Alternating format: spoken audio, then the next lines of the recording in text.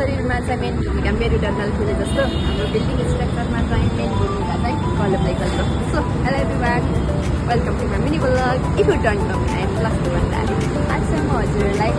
real फिल्डमा चाहिँ कलम चाहिँ कसरी हुन्छ कसरी कास्टिङ हुन्छ भनेर हुन्छ ल अहिले चाहिँ यहाँ कन्फ्युजिङ भएको छैन यसमा चाहिँ कन्फ्युज हुनुको लागि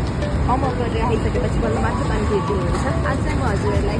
रियल रडले मात्र बाँधेको कलम ल्याउँदैछु यसमा चाहिँ फर्स्टमा चाहिँ म हजुरहरूलाई के देखाउँछु भन्दाखेरि स्टिरप यसलाई चाहिँ स्टिरप भन्छ होइन यो चाहिँ रेक्टेङ्गल टाइपको चाहिँ स्टिरप छ यसमा चाहिँ कति लेख्छ भन्नु है 1 2 3 4 5 6 7 8 8 लेग स्टिरप रहेछ यसमा चाहिँ होइन यसमा चाहिँ 3 टाइपबाट स्टिरपको युज भएको छ यसमा चाहिँ रेक्टेङ्गल छ यहाँ भित्रपट्टि चाहिँ हेर्न सक्नुहुन्छ यहाँ चाहिँ स्क्वायरको छ र यहाँ चाहिँ सी टाइपको स्टिरप चाहिँ युज भएको छ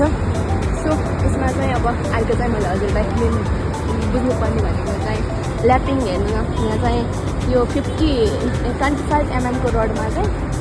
यहाँ चाहिँ 20 mm को रड चाहिँ ल्यापिङ भएको छ 50 डायामा चाहिँ हाम्रो ल्यापिङ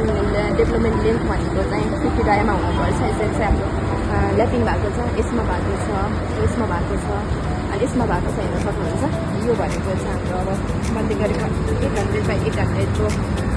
कलम हो होइन यसमा चाहिँ हामी कलममा चाहिँ हामीले क्लियर कभरमा जनरली 35 mm देखि 45 mm सम्म चाहिँ राख्न सकिन्छ अब यसमा चाहिँ अरू बुझ्नुपर्ने भनेको चाहिँ अब रडहरू के भनेको चाहिँ 25 mm को रड हो भने यो चाहिँ